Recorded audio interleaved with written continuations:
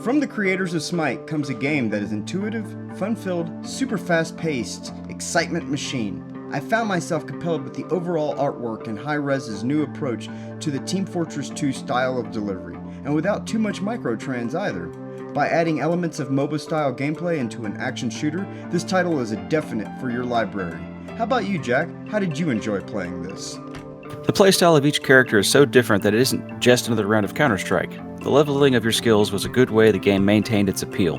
By having the ability to counter and re-counter the other team's bonuses during the match, players had the choice to change their playstyle on the fly. Overall, it gave me the first-person shooter I want, with the theory crafting that'll keep me coming back for more. Champions are organized in 4 different types. You got frontline damage, support, and flank. I found upon first glance the game looks crazy out of balance. In my opinion though, the multiplayer is great. The rounds are quick to start, the battles feel overly intense, also when you walk away it feels like a great time no matter the outcome. The best way I can relate the gameplay is by taking the intensity of something like Dirty Bomb and mixing it with the strategic gameplay from Overwatch. But this is all my experience. How did you feel, Jack? Oh, when the game matches you, if you aren't ready for it, it will punish you for wasting people's time. The card deck is also something to keep you always changing the basic way your character plays. Plenty of endless tweaks. This is a great way to help counter certain players that are wrecking you on the game. The gameplay is fast-paced and challenging. Also, I haven't run into many people who frown upon new players. The population seems fairly positive. The thing I find most fair to the gameplay is how one can design their characters for specific moments of combat. For example, let's say you have your opponents decide to go with a ton of shield-based characters, mainly consisting of frontline class. Once you die and go back to respawn, you can then choose to set yourself up for what are basically talents, which the game refers to as items, and with these upgrades will help to compensate against any problems you face. One specific talent, Wrecker, when at full upgrade, can plow through an enemy's shield rate at 225% damage increase, and this is but one of the many variations of configurations in the playstyle. This game really likes its stacking. It allows you to really customize your characters. However, on balancing, I feel the game is relatively even. If you and your gang have a good setup, or the other team is just putting all their points into damage, someone's going to have a very bad time. But the matches are fast, there is a bonus to the team that utterly is wrecking, and each level is different but it quickens, so the game can't drag on during a losing battle. The best part of the game was when I matched up with a 5-player team consisting all of people who were in communication with me. Party invites were really easy to construct, and although we didn't win every round, I felt the cohesion of that team play. In every action, no matter what your composition of team, it was a good time. What about you, Jack? What was good for you in this game? Oh, the amount of customization. All the various bonuses that make the character feel more yours and tweak to your playstyle. It is a welcome change from the world of FPS-style gameplay, and teaming up with your friends gives you gold bonuses and makes the game better in every way.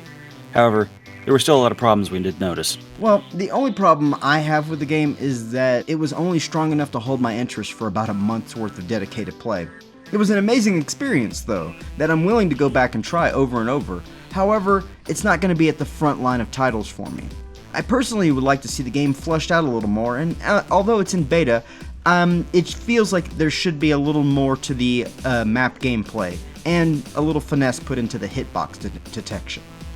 Another bothersome trait this game had was the lack of map design. I say design because there were in fact many maps, however, even with all those maps, each felt horridly similar.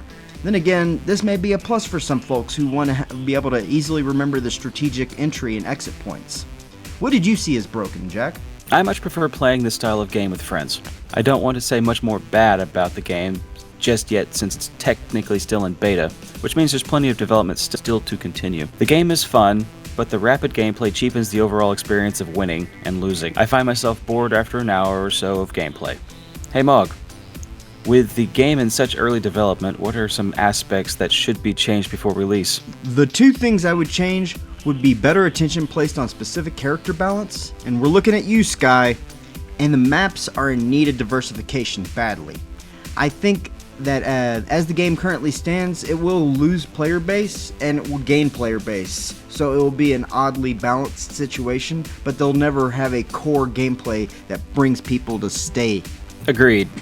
I think the maps could either use some love or more maps to rotate through.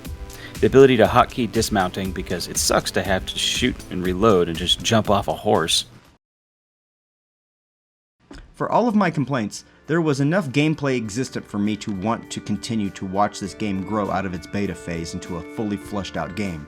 I want to say the game is balanced, I really want to. However, my better instinct tells me that this game will need much in the area of testing and character nerfing to achieve a fair and balanced arena. Then again, I can't complain because it's in beta. With all that said, the fact of the matter is, go try it out. The game's playstyle was so much fun that I didn't notice that many problems while I was playing it. In the middle of it, it was only after the fact. My verdict for Paladins, Champions of the Realm, lands at a "it's alright." Meaning that I may not play it every day, but I surely will keep it in my Steam library and check them out from time to time. How about you, Jack? What was your take on it? If I see friends on playing, I'm all over it. I also listed in the middle ground at "it's alright." It is worth the price of admission. Free. And it is great. It is a great cheaper alternative to Overwatch with the same gameplay. And the 30-minute ban for wasting people's time keeps people paying attention and commits them to actually being engaged with the game. Well, that's cool, man. Well, thanks for checking this game out with me. I'll catch you guys around on the other side.